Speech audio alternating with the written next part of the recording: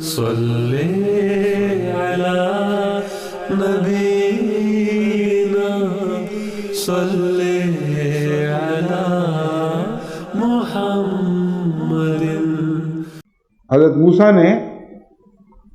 بہت اچھا کیا جو یہ نہیں فرمایا کہ مجھے پناہ چاہیے، کیونکہ اس دعا میں جو کچھ آپ کو بعد میں عطا ہو وہ سارا ہی شامل ہو گیا۔ انہی دو بیٹیوں میں سے ایک کے ساتھ آپ کی شادی ہوئی، اسی گھر میں آپ کو پناہ ملی، اور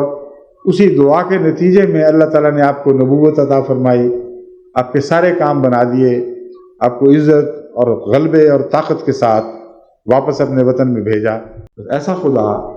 جو اپنے بندوں کی ہر ادا کو اپنے پیش نظر رکھتا ہے، وہ کب ان کے پیار کی ادائیں بھلاتا ہے۔ قرآن کریم تمام ایسے ذکروں سے بھرا پڑا ہے جہاں کسی زمانے میں خدا کے کسی بندے نے کسی بہت ہی پیاری ادا کا اظہار فرمایا تو اللہ تعالیٰ نے اسے ہمیشہ کے لیے قرآن میں محفوظ کر لیا۔ حضرت موسیٰ کا ذکر آپ پڑھتی ہیں، دیکھیں کیسے بے گھر ہو کر اپنے وطن سے خطرے محسوس کرتے ہوئے اپنے وطن میں امن کی جگہ نہ پا کر آپ نے ہجرت کی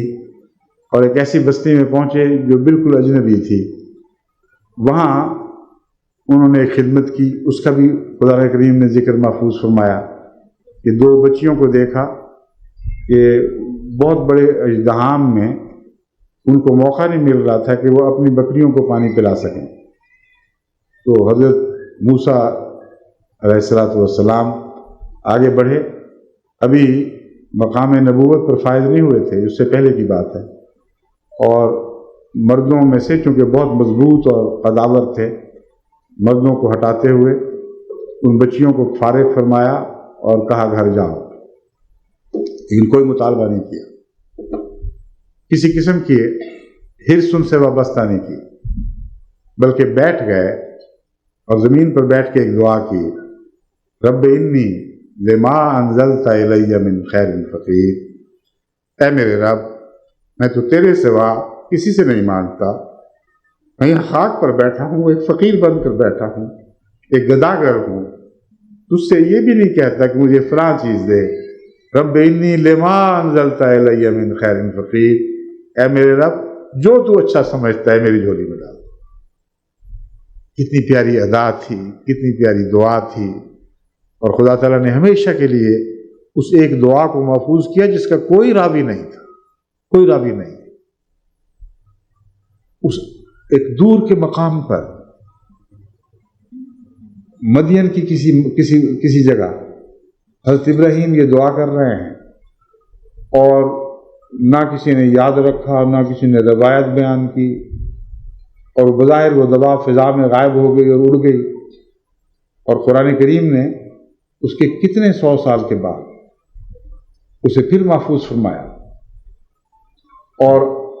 ہمیشہ کے لیے اسے مومنوں کی زبان پر جاری کر دیا۔ جتنی بار تمام دنیا میں مسلمان تلاوت کرتے ہیں، اور ایک سال میں کروڑوں بار ایسا ہوتا ہے،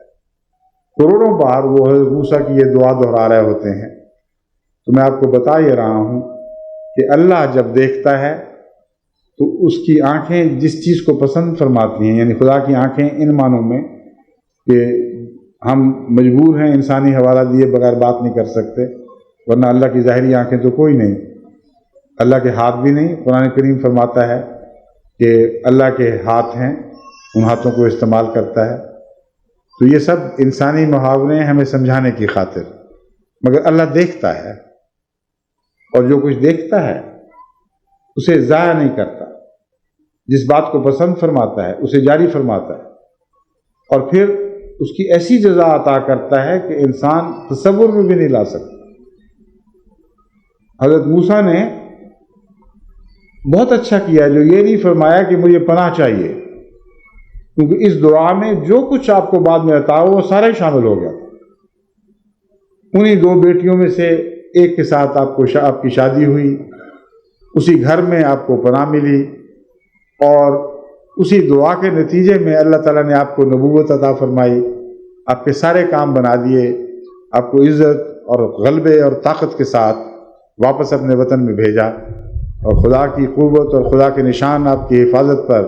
آپ کے دائیں اور بائیں اور آپ کے پیچھے اور آگے کھڑے رہتے تھے، اور فرعون جیسے جابر بادشاہ کو بھی طاقت نہیں تھی کہ موسیٰ کی باتوں کے جواب میں آپ کے ساتھ کوئی سختی کا سلوک کر سکتا۔